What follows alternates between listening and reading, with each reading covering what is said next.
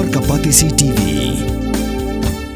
Together we achieve, together we can fly, reaching for the sky. ICFA University, Meghalaya. Ka St. Thomas Higher Secondary School, Mairang, pa ka St. Thomas English School, kelayo banpat ya kakerdan, ka Baningkong bat baar. Haka top 20 na pereng kisan sepakat South League School, kibadan hapo East and West Castles District. Kabalong kat kong ka-report belapau, haka Meghalaya School Performance Grading Index, arhajar apusan apun rio.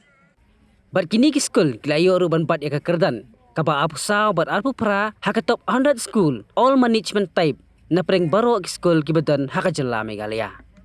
Haka report jong ka Meghalaya School Performance Grading Index, MSPGI, arhajar apusan apun rio. Na baro ki school kibadan haka jela. Layu i kitop 100 school, all management type, kitop 100 government school, bagitop 100 private school. Kat bahaman lagi district, 8 i kitop 20, but i bottom 20 schools. Ka vice principal jong ka St. Thomas Higher Secondary School, ka Sister Martha Mirthong. Kalapan pau ya ka jingero ya ka sarkar jela, ka balashim ya ka ni ka sinjam, pen i ya ka performance. Jong ki school, bat kala ai khublay, ya ki kimi ki kipa jong ki kena pulie, kinong hikai ki kena school, bat dia baro ka way ka school. Ki bala tresitom, hadu ba ka school kelapau, haka kerdan ka Baningkong, bat baar, haka top 20, ha East and West Castles, bat bandrung ru, haka top 24 bat 28, haka state. Sabar je snokmen ben kon siap nama ba akromen klasim kenika step ban rate ya ki school terkum kecing ka performance jongki te ben kon ngalong ngaso mu yo blay ba ulay rap yangi aya ka school ji ka St. Thomas Higher Secondary School Mairang bagla yo first rank and second rank for district level nang tang yo ka 20 rank ka ba 24 but 28 ka state level. Kani boro ngamde bangai ngan chip ka kuliti lade ne ya nuyan don de kan kono sha yo blay bade kino hikai bade kina school ki kimi ki pa kide ki like kide ki pa ki pillar le ki pa ya ki ba kraw tam bar ki bala bantai ya ka school jungi ka kap ka kurkom ka bakarpang ngasengu ki kimi ki pa ki bala de kita ki ba kira ba terat ba ban yarap ki kun long kita ki kun ki ba tresitam ka school ban corporate ya ke bagi pa na po office na po ka school.